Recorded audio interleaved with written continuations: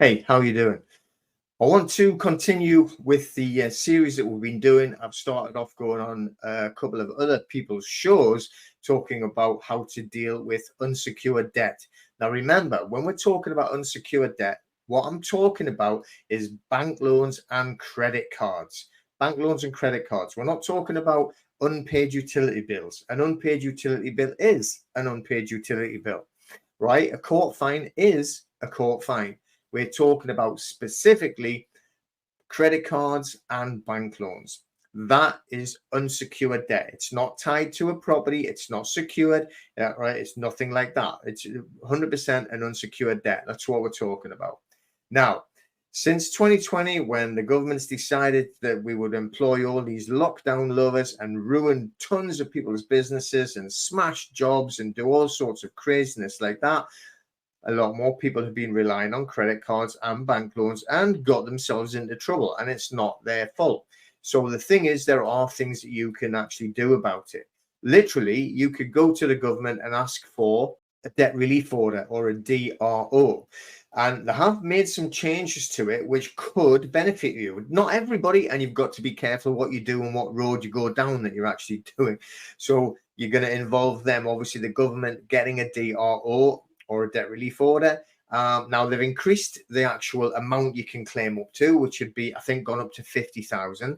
And you haven't got to own any property. And if you do have a car, it used to be 2,000. They've increased it up to 5,000. So now you can have a car and keep it if it's got a value of up to 5,000. And then they will write off all of the debt. That's very different to the IVAs, and it's definitely not a bankruptcy, but there are other ways of doing it as well. However, if you want to challenge the debt because of now it's gone into the hands of a debt collector who do not buy your debt, by the way, this is the thing. They do not buy your debt. They actually buy your data, which is illegal. If you've got, say, for instance, as an example, a £10,000 loan or a £10,000 balance on the credit cards, they'll have bought that for about £200.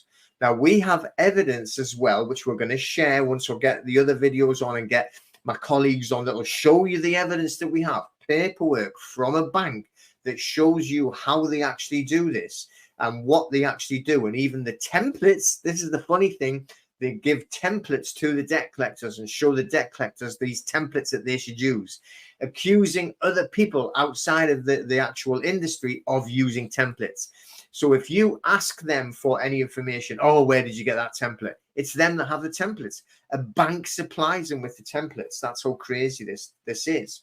However, let's go back to what we do. We're actually going to use an SAR, a subject access request. If you've never heard of it before, then go and have a Google of Nigel Farage when he got told to use an SAR to find out why they closed his bank. Now, I know he's obviously got a bit more clout than we have, but he used the SAR and they actually had to give him all of the data that they had on him. So that's how we actually discovered all of the things they'd said about him, and he sorted it out the way that he sorted it out. However, what we're going to do is we're going to send a very specific SAR to the debt collector. Let's talk first about the ones that actually haven't said they've purchased the debt. If they are saying they're just acting on behalf of the bank or the credit card company or whatever, then they are what we call a third-party interloper. They have no contract with you. They have no deed of assignment to say that they're actually now the owner of the debt. They have no legal standing. No matter what anybody else tells you, and all these ones are lockdown lovers and the BB bullshitters, they have got no deed of assignment. They have got no contract with you. They have what they call no chose in action. In other words, nothing that they can enforce through a court. So we will send them notices to cease and desist as a third-party interloper that has no contract at all with us and no chosen action. Now, what we do with the cease and desist notice, once we've actually served it to them, which we're going to do through sign for first class post so that you have proof that it's been sent, if they continue to harass you for the actual debt, then you can actually file against them for harassment, because you've proven to them and shown them that they've got no deed of assignment, therefore no chosen action, and they haven't got a contract. They didn't lend you any money. They didn't sign a contract with you, so you can close it down that way. if they are saying they're acting as an agent. Now, if they come back and say it stipulates inside the contract that they can use a third party to pass the debt on to work for them, yes, they do. Yes, it's there. That clause is in the contract. However, it also states that it has to be very specific. They need to be specifically named. Are they specifically named? No, of course they're not, because they actually put these onto websites for debt collectors to bid on these numbers. And they don't bid on your name with your little bit of 10 grand debt or whatever it would be, £500 debt. They buy blocks of data, big blocks of data for 1 million, 2 million. So what's that? That's what they are bidding on. So they are not named specifically in the contract. Therefore, through privity of contract, no third party, unless specifically named, can interfere and enforce a clause on a contract that you didn't sign with them. So they have no deed of assignment, they have no contract with you signed, and they have no chose in action. So we just close them down that way. Now let's look at the other side of the ones that say that they've purchased the debt.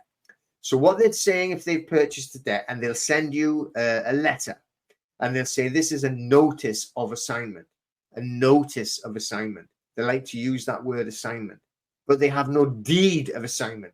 They have no legally executed deed of assignment, to be more precise. And they need a legally executed deed of assignment to be the true owners of the debt. And they do not, because they buy block data on websites. Now, if they did really buy the debt properly and legally and got a legally executed deed of assignment, then you would actually owe them that money then you would have to actually pay them through one way or the other.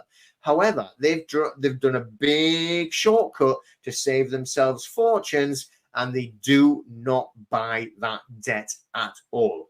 They have no deed of assignment. They have no legally executed deed of assignment. But they've alleged they have. Them, by saying they've purchased the debt, it's just like you walking into a shop and buying some goods, you get the receipt. The deed of assignment, the legally executed deed of assignment, is the receipt. So if you take those clothes back to the shop because you decided you don't want them, and you say, look, I bought these yesterday, don't want them, can I get my money back? The shop will say, no problem, just give me the receipt.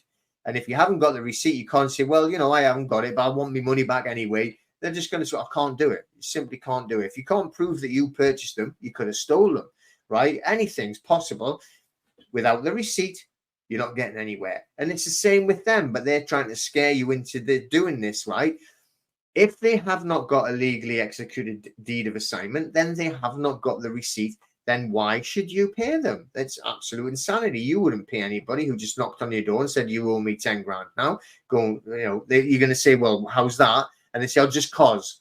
Well, I've got a letter here saying for a notice of assignment saying you owe me it. So you do, right? That's the insanity and the reality of it.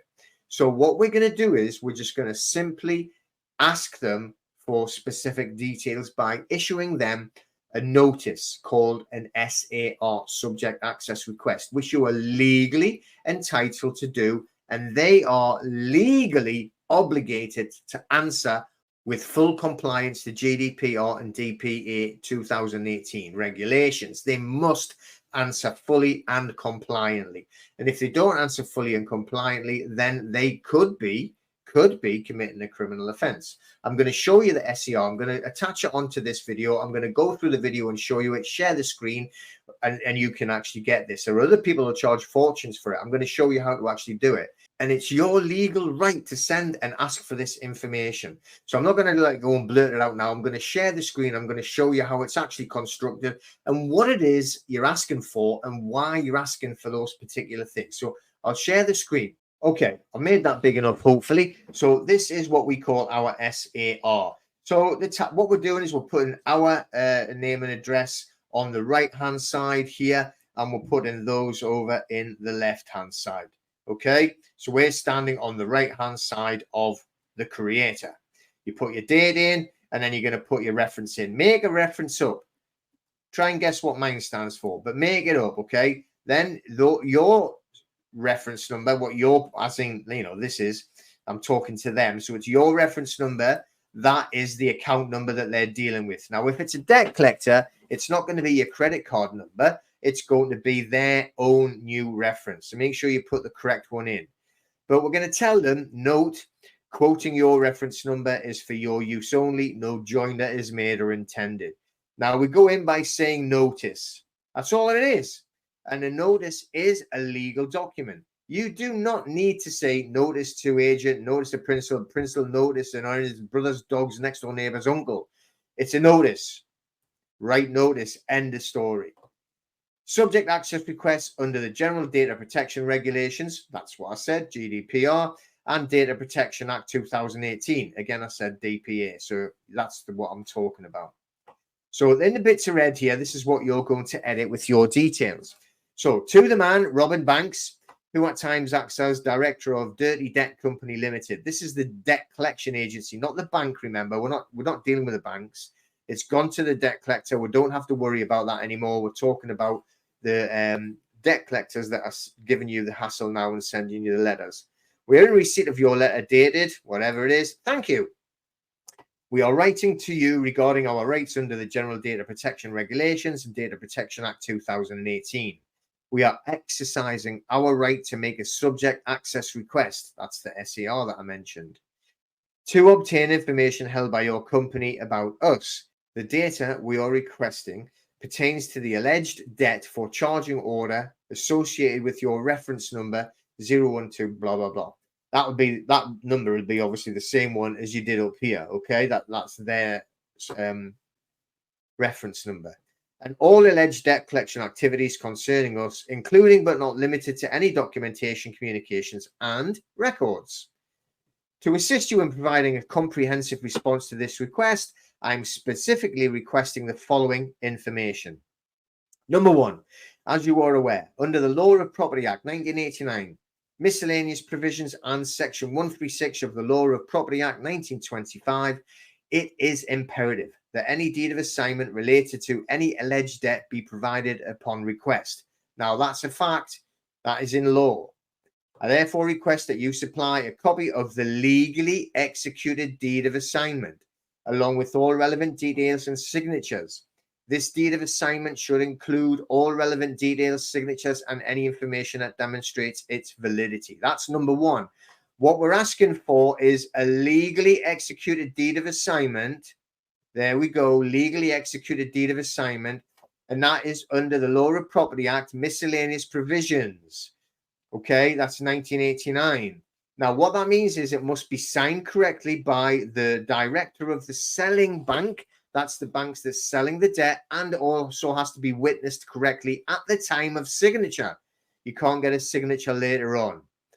They never ever have that. We've got the proof of it. We've got the paperwork to show it. We've even seen the ridiculous paperwork that they actually try and pass off as a deed of assignment. So that's what you're asking for specifically. So let's go on to number two. Details regarding the compliance of the deed of assignment with the legal requirements outlined in Section 1 of the Law of Property Miscellaneous Provisions Act 1989 and Section 136 of the Law of Property Act 1925. Please provide any documentation or information that establishes the deed's conformity with these legal provisions. Now, again, you're repeating it, but also under Section 136 of the Law of Property Act 1925, where it has to be a signed deed of assignment. It has to be signed correctly. A copy of all personal data. This is number three. A copy of all personal data you hold about us in relation to the alleged debt, including but not limited to copies of any agreements or contracts related to the alleged debt, copy of any statements or correspondence related to the alleged debt, any internal notes or records pertaining to our account, any information related to the assignment of the alleged debt to your organization. So we're just asking them to cover all of that data. The main points are number one and number two. That is our real thing, because if they've alleged that they've said that they have purchased your debt, then they are telling you that they have a legally executed deed of assignment. Therefore, all you need to ask for that evidence. This is their Achilles heel, people. They do not have one. Let's go to number four. Documentation and evidence of compliance with principles 6 and 7 of the Financial Conduct Authorities, or the FCA, you might have heard them called, regulations. This should include records of clear and accurate communication, as well as documentation demonstrating adherence to the FCA guidance on debt collection practices. They need to be fully compliant, and they actually need to be completely transparent. They are not transparent because they are not showing you that they do not have a legally executed deed of assignment. They are getting into trouble here, people. Number 5, information about the source of the data you hold about us, including details of the original creditor, account numbers, and dates of assignment. So that covers just about everything. Now, you do not need to ask for anything other than that or those 5 questions. Don't get carried away. I've seen what they would call a DSAR, Data Subject Access Request, with about 3,482.5 questions on. Don't get carried away. All we need to do is ask those 5 very specific questions. Then we're going to tell them, we understand that we are making this request in accordance with our rights under the GDPR and DPA 2018, and we expect a response within 1 calendar month. You must by law give them that 1 calendar month from the date of receipt or as required by GDPR regulations. If you require any additional information or clarification from us to process this request, please do not hesitate to contact us using the contact details provided above. We are willing to provide any reasonable assistance to facilitate a prompt and accurate response. They will panic when they get the SAR, and then they'll say, oh, well, send us your information. We want to know we're speaking to the right person. It's just a delaying tactic. Don't panic. Don't worry about them. If they say, oh, send us confirmation it's you. Well, you're writing to them already.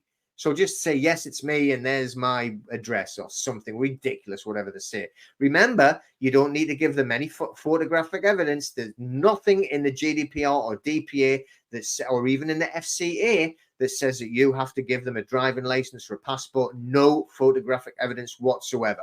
So don't let them get carried away either, because it's all just delaying tactics, because they know if you've asked for that specifically, you probably know what you're talking about.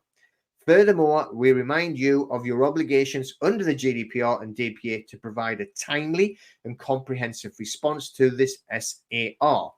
Please be advised that failure to comply with these legal requirements may result in further action being taken, including but not limited to the Information Commissioner's Office, that is the ICO, and pursuing legal remedies. All rights reserved without prejudice, and then put your name on. You don't have to sign anything. They never sign anything. You're asking specifically for those items and nothing more. So in here, when it says a timely, and it also says comprehensive response, because they need to comprehensively answer these questions. They will not. They will tell you that they don't need to do this. That is a lie. They have to give these bits of information, and that is the bad thing for them. They have not got it. This is what they're doing. They're telling you that they have purchased the debt. If they are telling you they've purchased the debt, they are saying they have a legally executed deed of assignment. Not a problem. They just need to give it to us and let us see it. So stop sharing the screen there. So what you can do, I'm going to attach it onto here. You can download that. That's the first notice that you're going to send. The subject access request. Don't add on to it. Don't ask anything more than that. Remember, this is for credit card debt and bank loans. It's nothing to do an unpaid bill or a fine or anything like that, or even council tax. However, you can ask for something different using an SAR against the debt collector that's coming after you for a liability order. Because again, through proof now, we know that there is no such thing as a legally executed liability order. But this is not what this is for. We're talking about unsecured debt, credit cards, bank loans, and they haven't got a legally executed deed of assignment. So that is the first one that we're going to send them. Then we have to give them a month's notice, 30 days notice. After that period of time, if they haven't actually responded at all, which sometimes they don't, or they haven't responded with the actual information, then we're going to continue. We don't panic. We don't actually think, oh my God, they've responded. What they generally do is they'll send you a response and they'll say, we don't need to give you a deed of assignment. We've given you a notice of assignment. They're just trying to use the word assignment. They're trying to put you off. They're trying to scare you. they need the legally executed deed of assignment. And we've also got the proof of it and cases to prove it as well. So follow the process. So what happens after that 1 month, we're going to send them a second notice. And we're going to tell them we're disappointed that they haven't actually responded with compliance to GDPR or DPA. Then we're going to say, we'll give you 7 more days. I'm going to go through that second notice in a different video. I'm not going to make this one too long. So then we're going to go on and we're going to actually send them the second notice and tell them we're going to report them to the Information Commissioner's Office, the ICO. But I'm going to make a separate video on that so that we can actually go over that and go into it in detail as well and show you that notice and attach that notice to that actual video. So attached to here is the first SAR. I've just read it out to you. Download it, look at it. Don't change it, right? That is the actual questions that you need to ask. And they are the regulations that you need to actually use when you're doing this to them. The thing is, if they want to play that game, then they're going to have a legally executed deed of assignment, and they haven't got one. So we've actually just done a case where we allowed them, right? We're talking about one of my colleagues. We allowed them to take him to court. So what they did is we actually used it in reverse because we weren't going to sue them. They're actually trying to sue us or him. So what we've done is we'll put the defense in using the same regulations. Now, they're always going to say they have a deed of assignment. It wasn't actually this colleague. It was another one that I was working with, and they sent us a deed of assignment. It was blank. It didn't have anything on. It didn't have his account number on, didn't have his name on, didn't have the actual signature of anybody on, never mind like the CEO of the bank or the witness or anything. It wasn't even dated correctly. It was like an old one they just got trying to say this is from Barclays Bank. That's the ones that are a bit naughty with their templates that they send out. And this covers all things, you know, just like there. It covers every single debt that we're ever going to buy, and that's the way it is. That's nonsense. It has to be specifically done for that actual debt. You can't do a block one. You just can't do it, which is what the actual council do as well with the liability orders. That's why there are other ones that we can do. I'll do them later. Just stick with the debt for now. The legally executed deed of assignment. I haven't got one no matter what they say. So what we do is we actually go after them. Because if they've alleged they've got it, right, because they said they purchased the debt, that is the same as alleging that they have that legally executed deed of assignment. So under GDPR and DPA, they must give you that deed of assignment, and they won't because it doesn't exist.